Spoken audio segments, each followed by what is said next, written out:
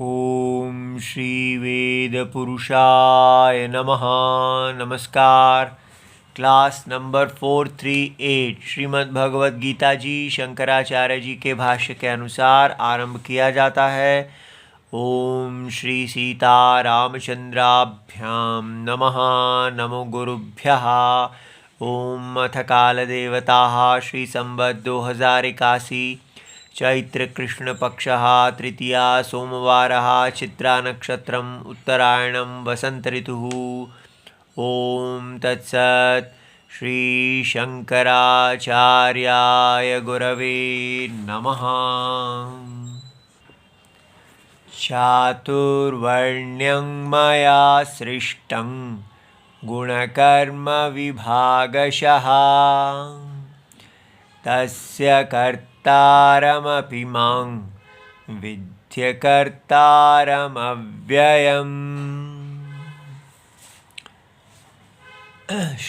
अध्याय नंबर 4 और श्लोक नंबर 13।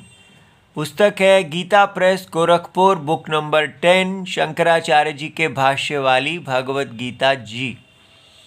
अच्छा जी, अब हम कुछ दिन से इस श्लोक को देख रहे हैं और हमें ये समझ में आया है कि भगवान यहाँ कह रहे हैं कि वर्ण आश्रम धर्म चातुर्वर्ण्यम, 4 वर्णों वाला जो ये वेदोक्त धर्म है, इसको मैंने ही मनुष्य लोक में गुण के आधार पर कर्मों का विभाग करके बनाया। अर्थात गुणों के आधार पर कर्म किए जाते हैं और उन कर्मों के फल से फिर गुण आते हैं। ठीक है, ये देखिए, कर्म आपके सत्व रजस तमस, ये 3 प्रकृति के गुण हैं और इन्हीं के आधार पर आपका जन्म होता है, शरीर बनता है। वो शरीर में मूल प्रकृति ब्राह्मण प्रकृति है, क्षत्रिय प्रकृति है, इस प्रकार। तो वो गुणों के आधार पर आपका कर्म निश्चित है और वो कर्म के फल से फिर दोबारा आपको गुणों वाला शरीर प्राप्त होता है। फिर आप उन जो गुणों वाला शरीर प्राप्त होता है उसके अनुसार फिर कर्म करते हैं। ऐसे तो गुण कर्म इसी में रह जाते हैं हम बार बार। गुणों के आधार पर कर्म किया, कर्म के आधार पर गुण आ गए, फिर उस गुणों के आधार पर कर्म किया, फिर गुण आ गए, ऐसे। और जो व्यक्ति मोक्षकामी है वो देखता है ये तो चक्र है, कर्म हमको बार बार गुणों में ही लेके आ रहे हैं, तो वो निस्त्रैगुण्य की इच्छा करता है। ठीक है, कि गुण कर्म के चक्कर से बाहर निकलने के लिए वो इन गुणों को व्याप्त आत्मा जो निस्त्रैगुण्य परमात्मा है उनकी इच्छा करता है और फल की इच्छा छोड़कर वो केवल अपने यज्ञ की वृद्धि करता है। अब भगवान यहाँ पर एक विरोध जैसा वाक्य कहते हैं। वो कहते हैं कि इस चातुर्वर्ण्य, ये जो 4 वर्ण हैं मूल, तस्य कर्तारम, इसका कर्ता अपि माम विद्धि, इसके कर्ता को भी मुझे जानो। और फिर उसी सांस में कहते हैं अकर्तारम अव्ययम, मैं उसका कर्ता भी हूं और अकर्ता भी हूं। ये बात हमको समझनी है। कैसे? पहली बात तो ये कि ये गुण और कर्मों का विभाग इतना मौलिक है कि ये मानव ने नहीं बनाया है। ये सृष्टि, सारी सृष्टि गुण कर्म कर्म से फिर गुण, ये आपको समझ में आ गया। सत्व रजस तमस आपको ब्राह्मण प्रकृति, क्षत्रिय प्रकृति और वैश्य शूद्र प्रकृति, इस प्रकार सत्व रजस तम, रजस सत्व तम, रजस तमस सत्व, तमस रजस सत्व, ये एक इनका ये प्रकृति का प्रधानता, उपसर्जनम और सबसे नीचे, ये किस प्रकार ये जो गुण हैं ये चार मूल प्रकृतियों को जन्म देते हैं। ये विद्या है जिसको साइंस नहीं जानती है, और अगर हम इसको नहीं देखेंगे तो हम अपने धर्म को नहीं समझ पाएंगे। तो चातुर्वर्ण्य पर तो हम बात कर चुके हैं। ये भाष्य का इतना हिस्सा जो था ये रह गया था। ये श्लोक के दूसरी लाइन पर है, तस्य कर्तारम, मैं उसका कर्ता भी हूँ अकर्ता भी हूँ। ये कैसे? तो हंत तरहि चातुर्वर्ण्य सर्ग आदेह कर्मणः कर्तृत्वात्।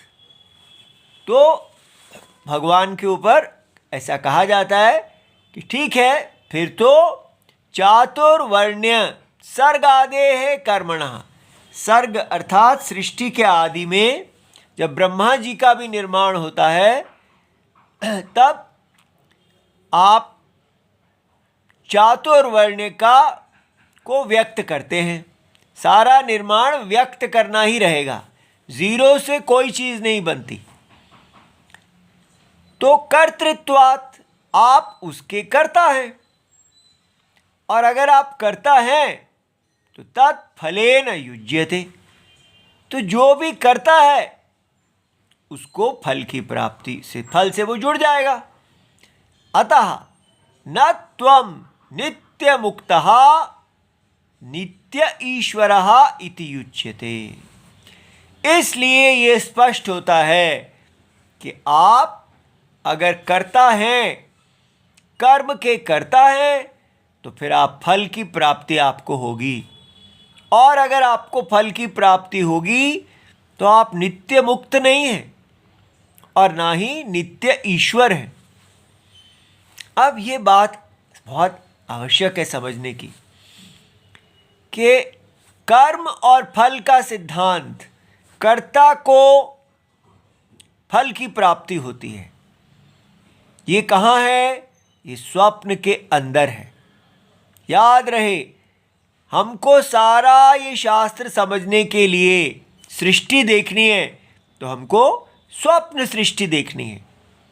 स्वप्न सृष्टि के अंदर वेद हैं, और वेद हमें बता रहे हैं कि स्वप्न के अंदर कर्म और फल का सिद्धांत है।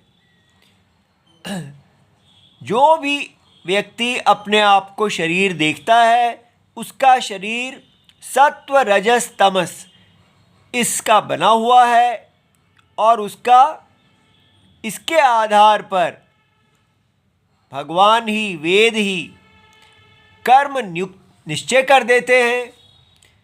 तो और उस कर्म का फिर शरीर आता है। इस प्रकार ये कर्म और फल की अधीनता है, कर्म और फल से बद्धता है। इसलिए स्वयं भगवान भी कर्म और फल से बद्ध हो गए। नित्य मुक्त का मतलब है कि वो अकर्ता अभोक्ता होने चाहिए, लेकिन भगवान ने कहा मैं इसका कर्ता हूँ, तो कर्म और फल के अधीन हो गए इससे। तो और नित्य ईश्वर, ये नित्य ईश्वरत्व हमें समझना है कि ईश्वरत्व वो होना चाहिए जो किसी के अधीन ना हो,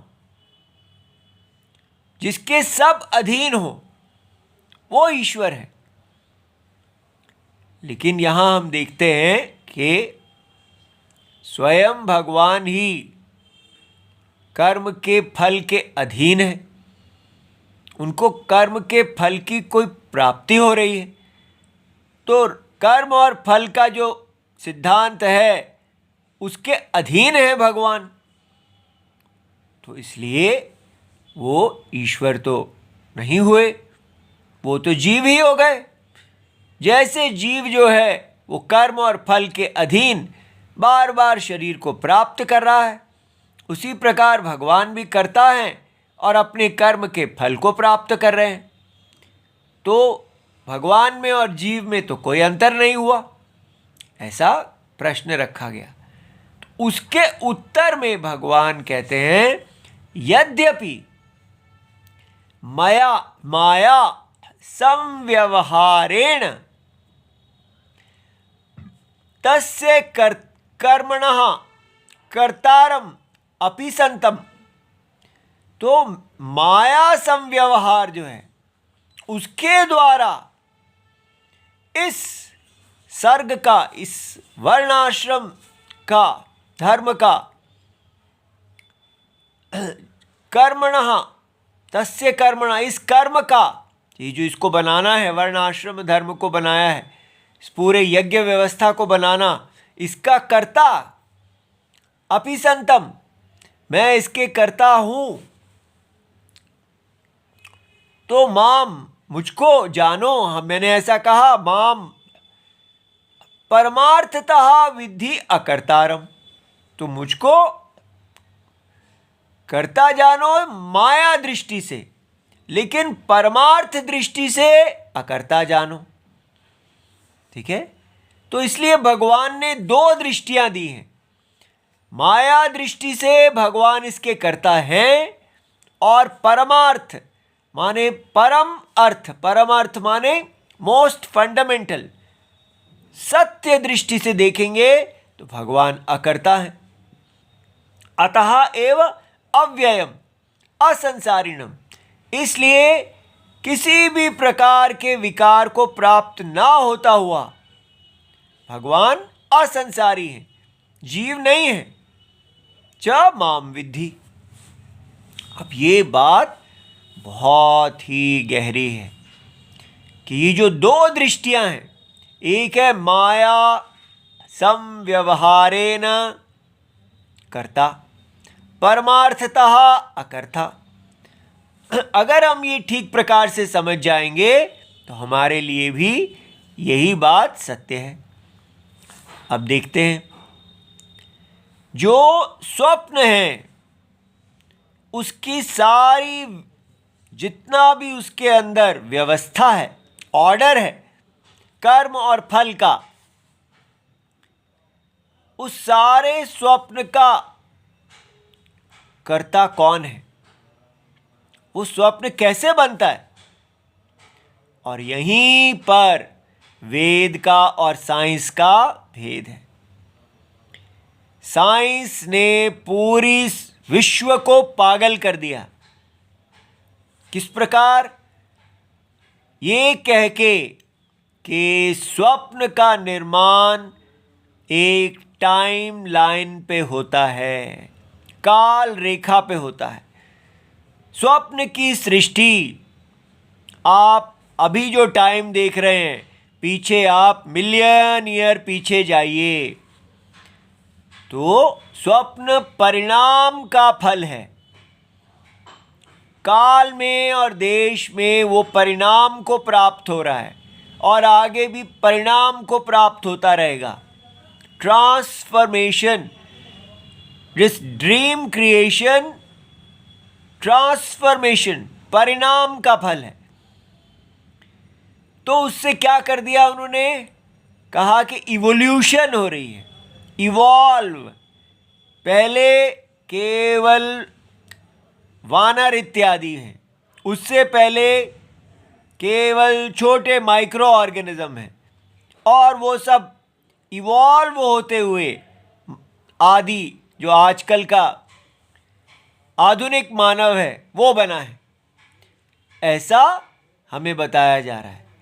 तो हमारे दिमाग में आता है हर चीज़ बदलती है, और पहले हम लोग पेड़ों पे रहते थे और फिर धीरे धीरे पृथ्वी पे आए और फिर अब हम इस दिशा में आ गए हैं और फिर हम आगे जा रहे हैं। इसलिए हमें लगता है कि कोई भी चीज़ स्थायी नहीं है, हर चीज़ बदल रही है। सृष्टि जो है वो परिवर्तन को प्राप्त हो रही है। तो change is the law of nature, जिसको देखो वो यही बोलता रहता है। ये कहाँ से आया? ये हमारी मॉडर्न साइंस ने हमें काल रेखा के ऊपर डाल दिया और इसके कारण हमारे सारे जीवन पे इतना अधिक प्रभाव पड़ा कि हमारे अंदर से पूरी तरह वैदिक धर्म समाप्त कर दिया गया। क्योंकि हम अब कोई कंटिन्यूटी, हम केवल काल रेखा की कंटिन्यूटी देख रहे हैं। हमें यह दिखाया गया कि आप पहले मानव बंदर हैं और आहिस्ता आहिस्ता आहिस्ता आप मानव बन रहे हैं। और ये कंटिन्यूटी कि कोई आत्मा है जो शरीरों को प्राप्त कर रही है और जो धीरे धीरे स्थूल से सूक्ष्म होती जा रही है, ये सब कहीं भी साइंस में है ही नहीं। और हम पूरी तरह इस साइंस के मादक शराब को पिए जा रहे हैं। देख ही नहीं रहे कि इसमें गलती कहाँ है। इसको क्रैक करने के लिए हमें देखना है कि ये जो टाइम काल है, टाइम सीधी काल रेखा के ऊपर जो परिवर्तन होता है, ये परिवर्तन केवल स्वप्न के अंदर होता है। ध्यान से देखिए, आप स्वप्न रोज देखते हैं। स्वप्न कैसा बनता है? कभी ऐसे नहीं होता कि हम स्वप्न में कोई इवोल्यूशन देखते हैं। एक ही समय पर सारे प्राणी इकट्ठे ही आ जाते हैं। पूरी सृष्टि अपने अपने कर्मों के अनुसार से सारे प्राणियों को अपने अपने शरीर प्राप्त हो जाते हैं। और एक बार स्वप्न आ जाता है तो उसके अंदर फिर परिणाम होने लगता है। जो युवा है वो वृद्ध होने लगता है, सारे चेंजेस आने लगते हैं। लेकिन स्वप्न स्वयं एक परिणाम का फल है, ये अनुभव विरुद्ध है। स्वप्न जो है वो आत्मा में व्यक्त होता है, आत्मा में मैनिफेस्ट होता है, आत्मा में रहता है और आत्मा में लय हो जाता है। ये बात मिसिंग होने से सारी सृष्टि का, सारी दुनिया का सर्वनाश कर दिया इस नास्तिक साइंस ने। नास्तिक साइंस के पास वेद चक्षु नहीं है और एक हठधर्मिता है कि हम वेद को देखेंगे भी नहीं। और भारत के लोगों के पास वैचारिक शक्ति जीरो है। जो साइंस कहेगी बस सोते सोते देखते जाएंगे, बस कुछ भी विचार करेंगे ही नहीं। हमारी वैचारिक शक्ति ही नष्ट कर दी गई है। तो अब हमको उसको पुनर्जागृत करना चाहिए। हमें देखना चाहिए कि स्वप्न के अंदर काल रेखा है, स्वप्न काल रेखा पर नहीं है। इसलिए जब हम ये देखते हैं कि पूरी स्वप्न सृष्टि को धारण करने वाला उसका कारणम है, तब हम एक नई दुनिया में पहुंचते हैं। देखिए, कारणम वेद में किस प्रकार कारणम बताया जाता है। कॉज मुख्यतः दो प्रकार के होते हैं। उपादान कारणम माने मेटीरियल कॉज, और दूसरा निमित्त कारणम माने एफिशिएंट कॉज।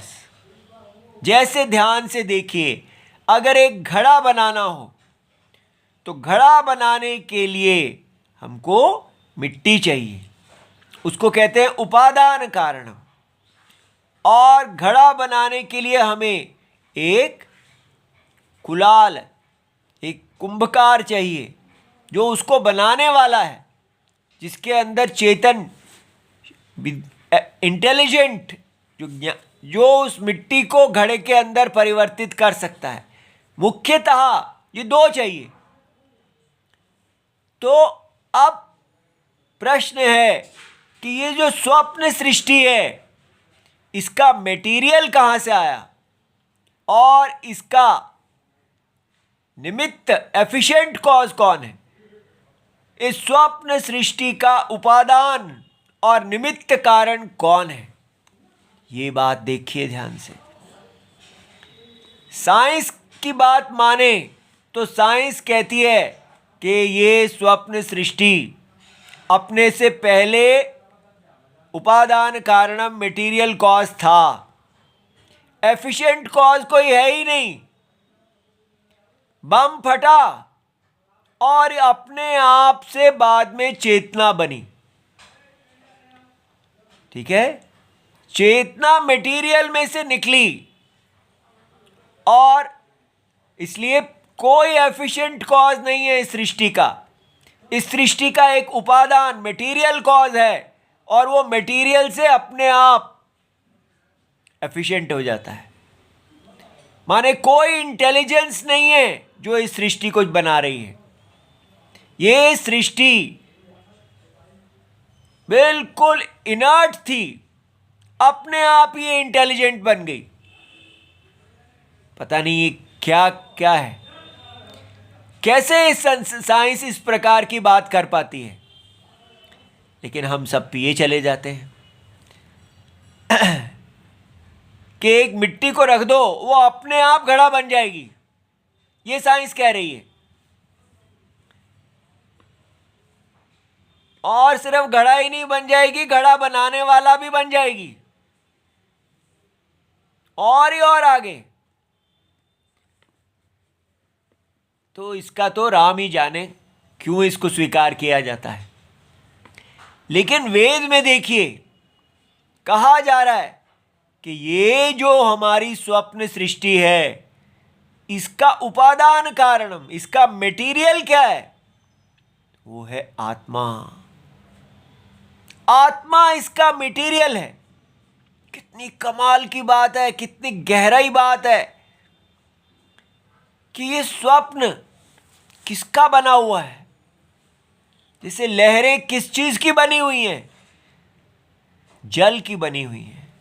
तो स्वप्न के पहाड़, स्वप्न की नदियां, स्वप्न के सारे मिल्की वे, गैलेक्सी, इतना विस्तार, यूनिवर्स जो हम देखते हैं, सब स्वप्न का परिवर्तन, स्वप्न का काल, मिलियन ईयर्स पीछे, मिलियन ईयर्स आगे, स्वप्न की वॉर्स, सब जो कुछ स्वप्न में है उसका मटेरियल क्या है? तो ना मैटर ना एनर्जी, उसको दिमाग से हटाइए।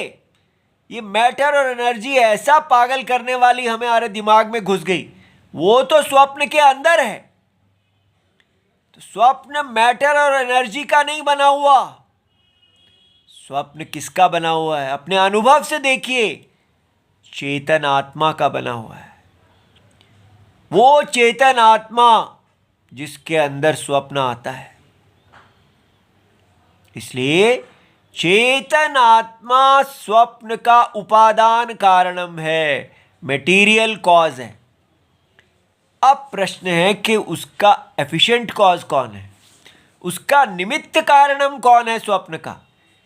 किसने स्वप्न के अंदर, किसके विज्ञान से वो स्वप्न इस प्रकार, इतना कमाल का सूर्य का उदय होना इत्यादि, हार्ट का बीट करना, आंखें इत्यादि, इतना कॉम्प्लेक्स, सारे मॉलिक्यूल्स, सब में ऑर्डर, जन्म मृत्यु, एक इतना कमाल का ऑर्डर देखा जा रहा है। साइंटिफिक और वैदिक दोनों ऑर्डर्स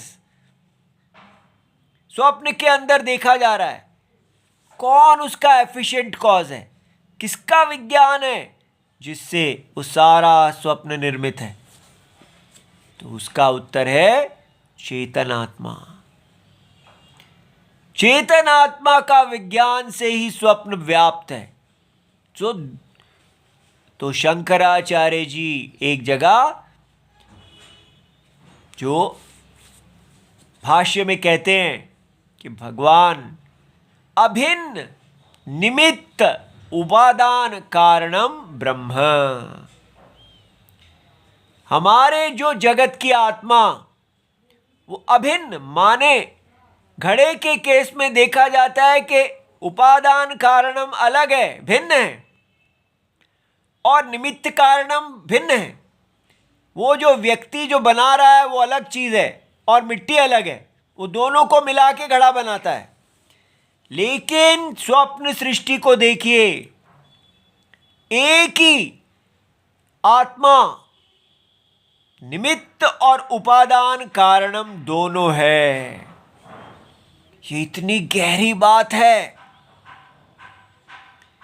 तो अगर भगवान ही उपादान कारणम है तो वो तो उनमें विकार आ जाना चाहिए। ठीक है, मिट्टी को तोड़ा मड़ोड़ा जाता है, सब होता है, यही तो देखना है। यही भगवान यहां कह रहे हैं, यद्यपि माया संव्यवहारेण, ये माया संव्यवहार है, इसलिए माया को समझिए। माया क्या है? सत्य का अज्ञान, सत्य के अज्ञान से एक प्रतीति, परसेप्चुअल क्रिएशन, वो सृष्टि जो वास्तव में केवल एक अज्ञान से निकली हुई प्रतीति है, एक प्रतीति आ गई है। इसलिए उस प्रतीति का उपादान कारणम, मटेरियल कॉज कौन है? सत्यम।